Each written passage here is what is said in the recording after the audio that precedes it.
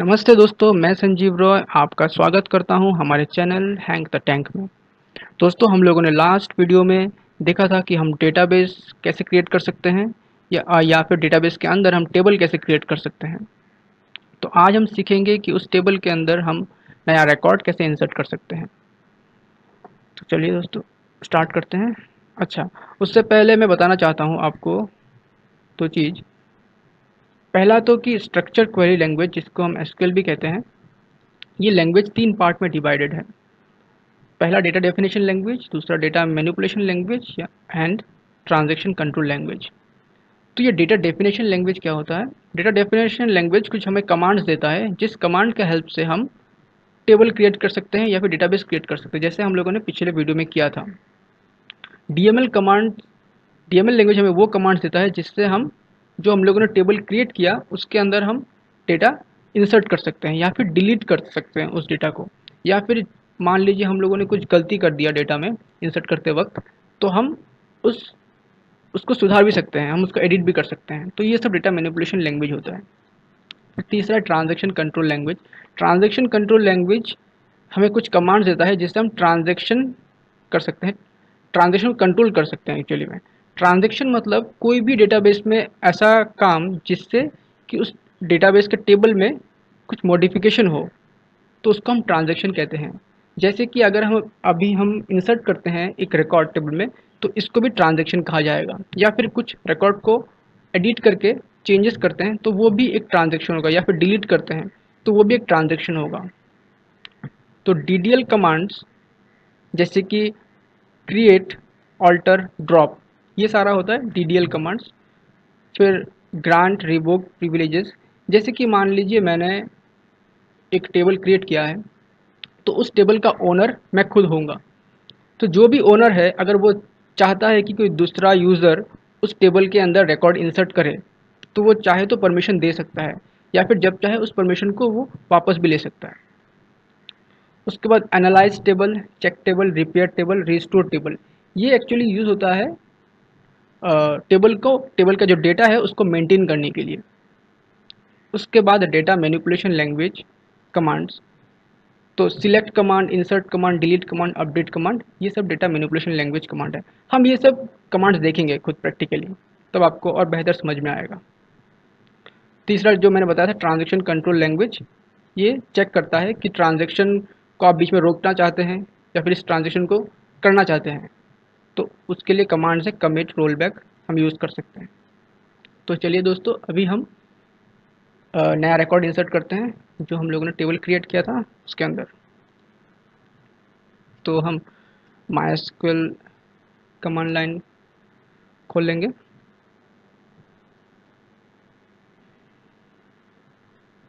Password enter कीजिए।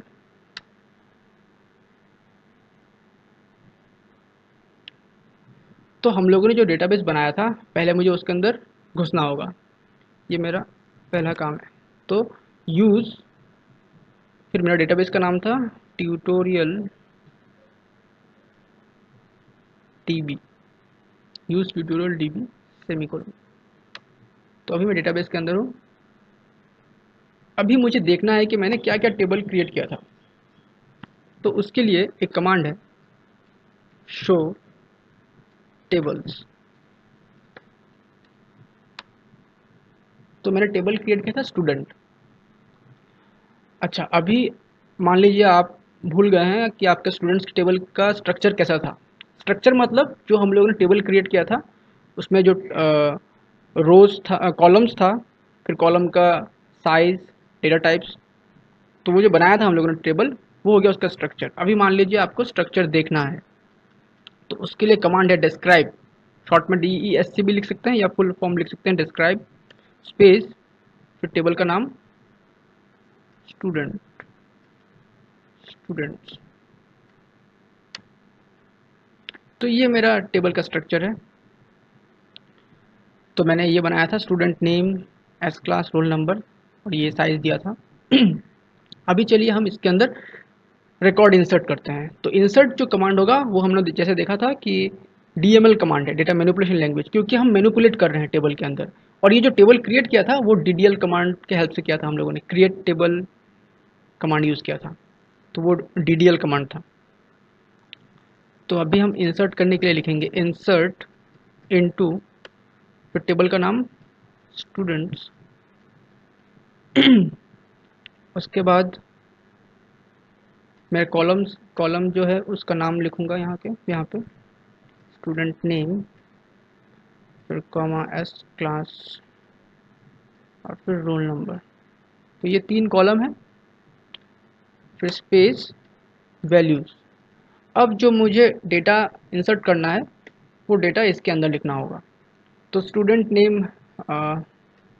मान लीजिए मैं देना चाहता हूँ जॉय, स्टूडेंट नेम, उसके बाद कॉमा।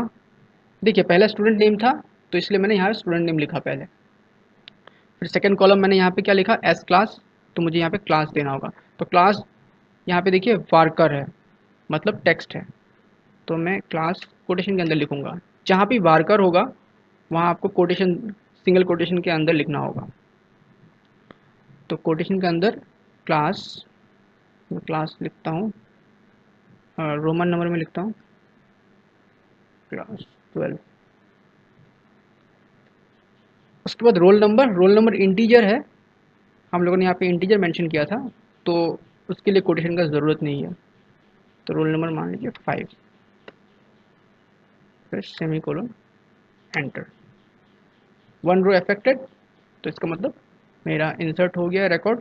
अभी हम देखते हैं कि मेरा टेबल के अंदर, अब मुझे देखना है कि मेरे टेबल के अंदर जो रिकॉर्ड है वो देखना है। तो उसके लिए हम कमांड यूज़ करेंगे सिलेक्ट कमांड। सिलेक्ट कमांड से हम डेटा रिट्रीव कर सकते हैं, डेटा जो डेटा टेबल के अंदर डाला है उसको हम निकाल सकते हैं, देख सकते हैं। तो सिलेक्ट कमांड के बाद स्टार, स्टार मतलब ऑल, जितने भी रिकॉर्ड है सारा। तो select star from, select star from students, तो स्टूडेंट्स का मुझे सारा रिकॉर्ड देखना है इसलिए मैंने स्टार लगाया, सेमी कोलोन, एंटर। तो देखिए मेरा ये रिकॉर्ड सारा यहाँ पे दिख रहा है।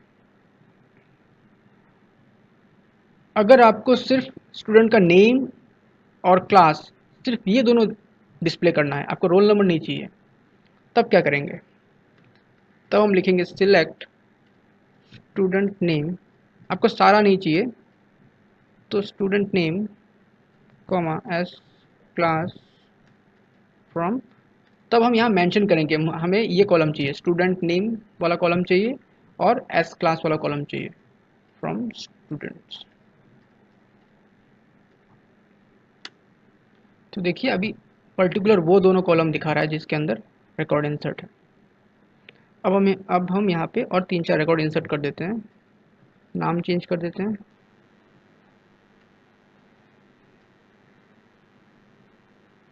रोल नंबर 3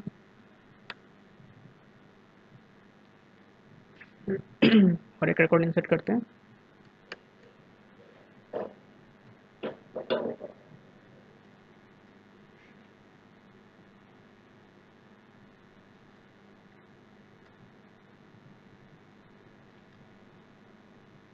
तीन रिकॉर्ड इंसर्ट हो गया। अभी हम देखते हैं कि हमारा रिकॉर्ड कैसे डिस्प्ले हो रहा है। तो सिलेक्ट स्टार फ्रॉम स्टूडेंट्स, ये क्या करेगा, सारा रिकॉर्ड्स डिस्प्ले कर देगा, सारा कॉलम्स डिस्प्ले कर देगा। ठीक है। तो लास्ट वीडियो में मैंने जो आपको बताया था कि मैं बताऊंगा कैरेक्टर और वार्कर का डिफरेंस, तो अभी मैं वो एक्सप्लेन करता हूँ। तो कैरेक्टर और वार्कर दोनों ही टेक्स्ट स्टोर करता है, लेकिन इसमें डिफरेंस ये है कि मान लीजिए आपने कैरेक्टर लिया है जिसका आपने स्पेस रखा है 6, तो इसका मतलब वो 6 कैरेक्टर ले सकता है। तो जैसे कि मैंने एक वर्ड स्टोर किया है पाइथन जो 6 कैरेक्टर का है, तो वो स्टोर हो गया। लेकिन अगर आप इससे छोटा कैरेक्टर लेते हैं, इसे छोटा नाम लेते हैं जैसे कि माई है, तब क्या होगा, तो माई में 5 कैरेक्टर है, तो ये जो लास्ट वाला बॉक्स है ये खाली रह जाएगा, तो इसमें ब्लैंक स्पेस ऐड हो जाएगा। तो कैरेक्टर में हमेशा अगर आपका जो मैक्सिमम लेंथ है उससे अगर कम होता है वर्ड, तो फिर उसमें ब्लैंक स्पेस ऐड हो जाता है। लेकिन वार्कर में ऐसा नहीं है, इसीलिए इसको वार्कर कहा जाता है, मतलब वेरिएबल कैरेक्टर। तो हमने यहाँ पे मैक्सिमम लेंथ 6 रखा है, लेकिन अगर उससे छोटा कोई वर्ड हम स्टोर करते हैं तो वो ब्लैंक स्पेस ऐड नहीं करता है, लेकिन अगर उससे ज़्यादा होगा तब वो एरर दिखाएगा।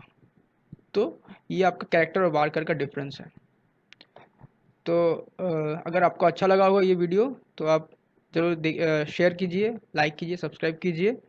और हम अगले वीडियो में देखेंगे कि सिलेक्ट क्वेरी से हम लोग और क्या कर सकते हैं। और अगर हमारा क्वेरी में कुछ एरर है, जैसे कि यहाँ पे हम लोगों ने कुछ रिकॉर्ड इंसर्ट करते समय अगर हम लोगों ने कुछ एरर किया है तो उसको हम ठीक कैसे कर सकते हैं, अपडेट कैसे कर सकते हैं या फिर डिलीट कैसे कर सकते हैं, तो वो हम नेक्स्ट वीडियोज़ में देखेंगे।